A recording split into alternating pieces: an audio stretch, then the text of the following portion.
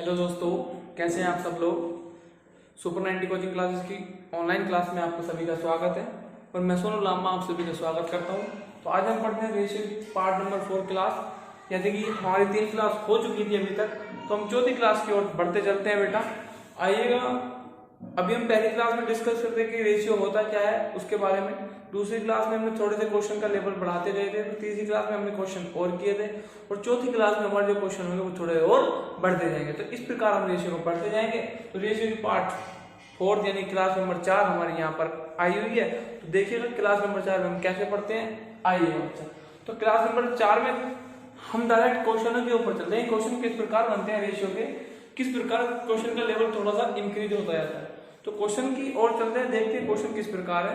देखिएगा, हम पहला क्वेश्चन लगाए दे रहे हैं। पहला क्वेश्चन ये है कि एक गांव में साक्षर तथा निरक्षर लोगों की संख्या का अनुपात, एक गांव में साक्षर तथा निरक्षर लोगों की संख्या का अनुपात 8:9 है।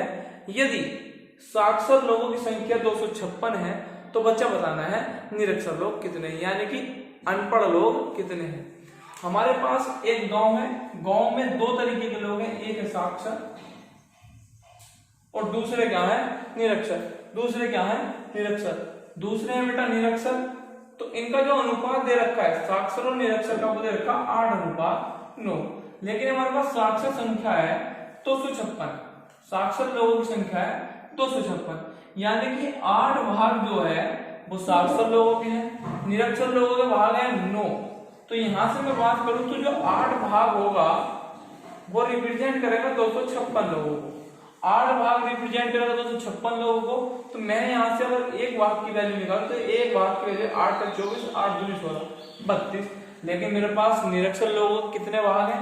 9 भाग। एक भाग बराबर 32, तो 9 भाग बराबर 32 गुणा 9, 9 दूनी 18 और 9 तिया 27 और 1 28। 288 लोग जो होंगे मेरे पास निरक्षर लोग होंगे। निरक्षर लोगों की संख्या कितनी होगी? 288 होगी। यहां तक बात समझ में आई? अच्छा, अगले प्रश्न की ओर चलें। तो अगला प्रश्न मैं लगाए दे रहा हूं, देखिएगा अगला प्रश्न क्या है। अगला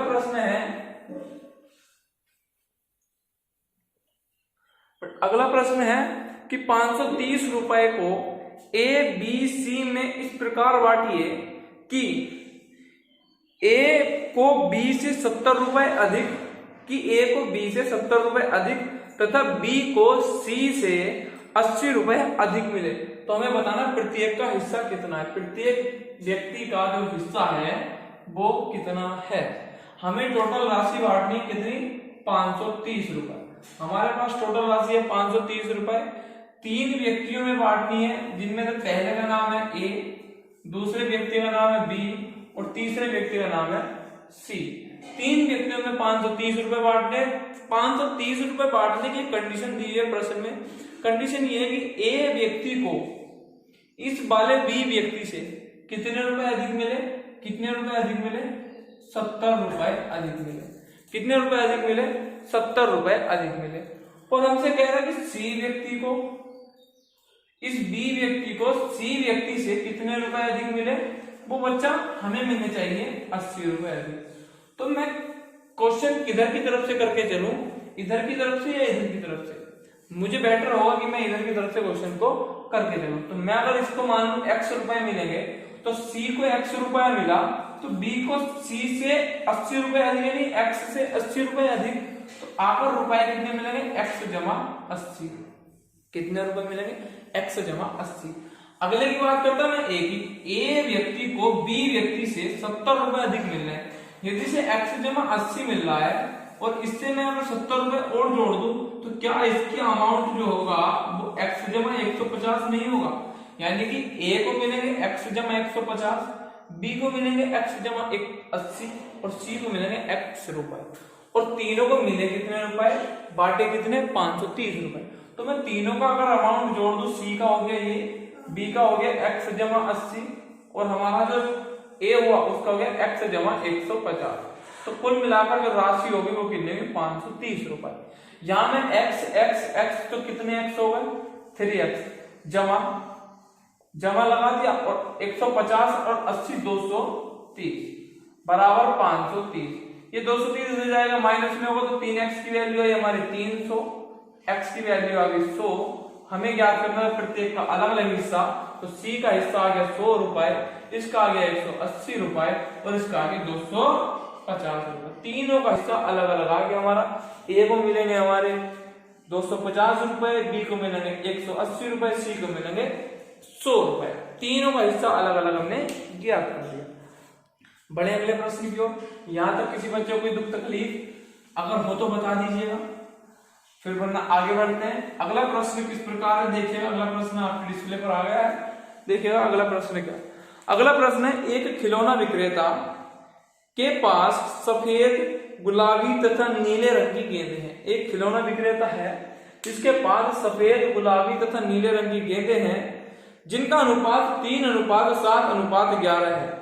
3:7:11 है। यदि गुलाबी गेंदों की संख्या सफेद गेंदों की संख्या से वह अधिक है जितना 6 और 8 का गुणज, यानी कि जो कि 6 और 8 का गुणा है, तो मुझे ज्ञात करना है कि बताइए बच्चा बताइए कि न्यूनतम गेंदों की संख्या कितनी है, कम से कम गेंद कितनी हो सकती है, वे उनकी संख्या ज्ञात करनी है। देखिएगा प्रश्न को करते हैं। एक हमारा कौन है, भाई साहब है जिनका नाम है खिलौना विक्रेता। खिलौना बेचने वाले को कहते हैं खिलौना विक्रेता। तो खिलौना विक्रेता हो गया। इस खिलौना विक्रेता के पास कितनी प्रकार की गेंद है, 3 प्रकार की गेंद है। 3, जो पहली है सफेद, दूसरी है गुलाबी, तीसरी है नीली। 3 प्रकार की गेंद जिनका रेशियो जो दे रखा है वो दे रखा है 3:7:11। इनका रेशियो दे रखा बेटा 3:7:11। यहां से प्रश्न को करते हैं। देखिएगा, एक बात की सफेद गेंद की संख्या गुलाबी गेंद की संख्या सफेद गेंद की संख्या से इतना अधिक है जितना 6 और 8 का गुणज।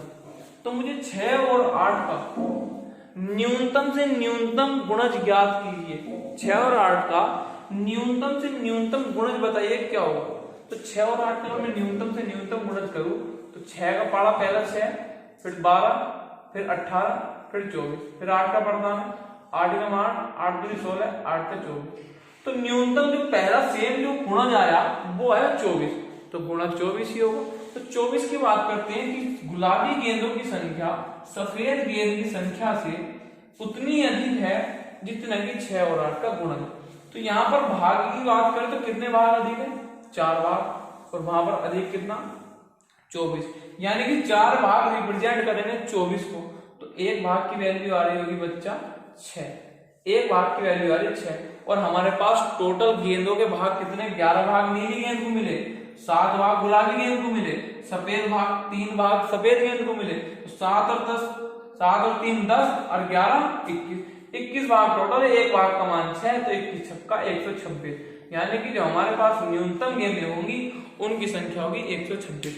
यहाँ तक सभी को समझ। किसी को बच्चे को कोई दुख तकलीफ तो मुझे बताइएगा, कोई दुख तकलीफ हो तो बताओ।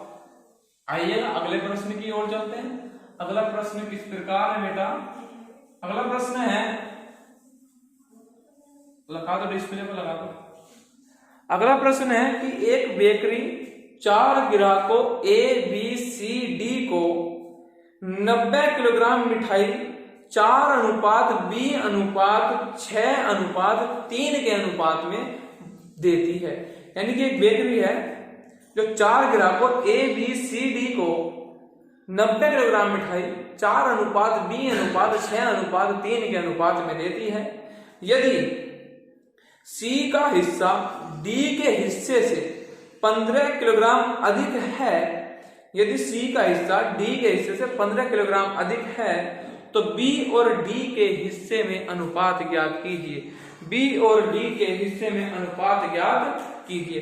What is the ratio between B and D, यानी कि B और C के हिस्से में हमें क्या ज्ञात करना है, अनुपात ज्ञात करना है। देखिए हम प्रश्न किस प्रकार करते हैं, बहुत ही हल्का प्रश्न है। एक बेकरी है, बेकरी के पास 4 ग्राहक थे, चारों विभाग के नाम आपको पता है, A B C D। किस अनुपात में 90 किलोग्राम मिठाई बांटी? अनुपात बताइए किस अनुपात में बांटी? वो अनुपात है 4:20:6:3।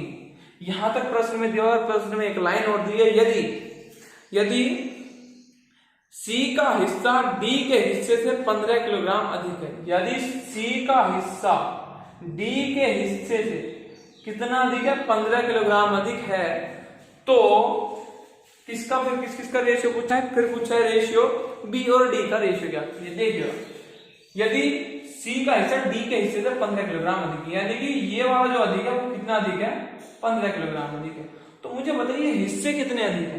3, और 3 भाग का मतलब कितने किलोग्राम आ गया? 15 किलोग्राम आ रहा। तो 3 भाग का मतलब 15 किलोग्राम, 1 भाग का मतलब 5 किलोग्राम। 1 भाग का मतलब 5 किलोग्राम।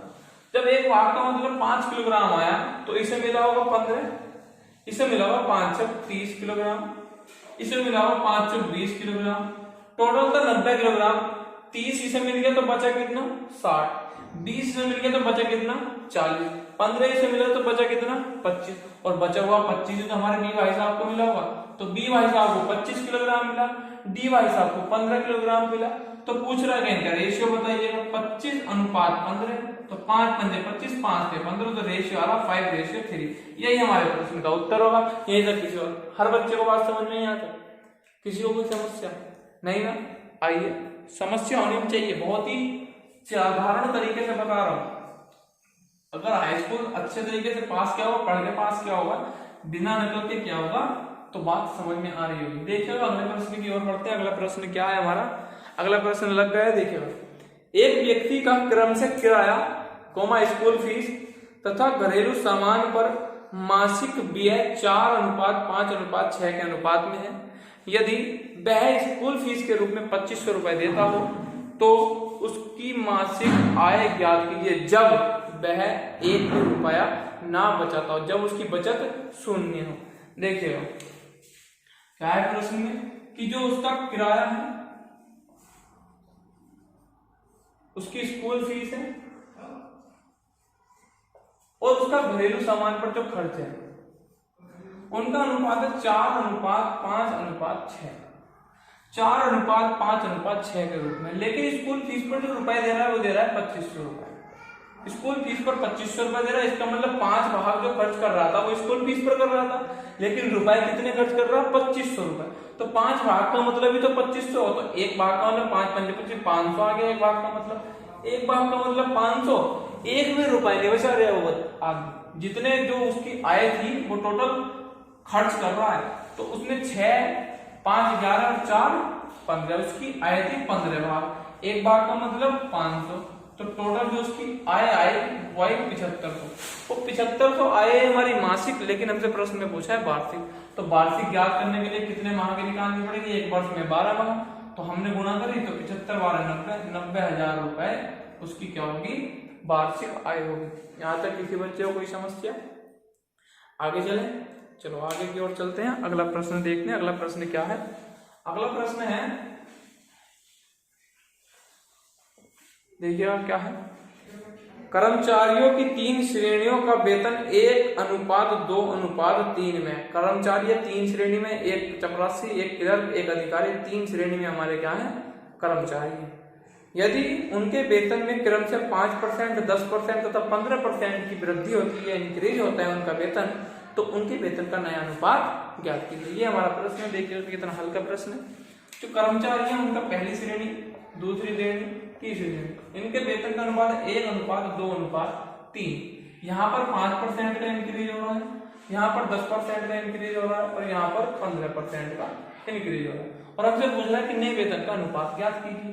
तो यहाँ पर जो अपने आप में उसका वेतन होगा वो अपने आप में 100% होगा, 1 अनुपात यानी कि 1 हिस्सा होगा। और यहाँ पर जो उसका बड़ा वेतन वो कितना बड़ा? 5%। तो क्या 105/100 हो गया होगा, यानी कि स्वयं का 105% हो गया, तो 105/100 अनुपात। फिर 2 की बात करते हैं तो 2 से बड़ा, तो यहाँ पर 10% की वृद्धि, तो अपने आप में 100% का 10% की वृद्धि हुई, तो 110/100 हो गया होगा, तो 110/100। अगले की बात करते हैं 3 से बड़ा, तो 3 का 115/100। तो 100 से 100 कैंसिल आउट होगा। अनुपात में मैं 5 से काटता हूँ, 21 पंजे 105, 22 पंजे 110 और 23 पंजे 115।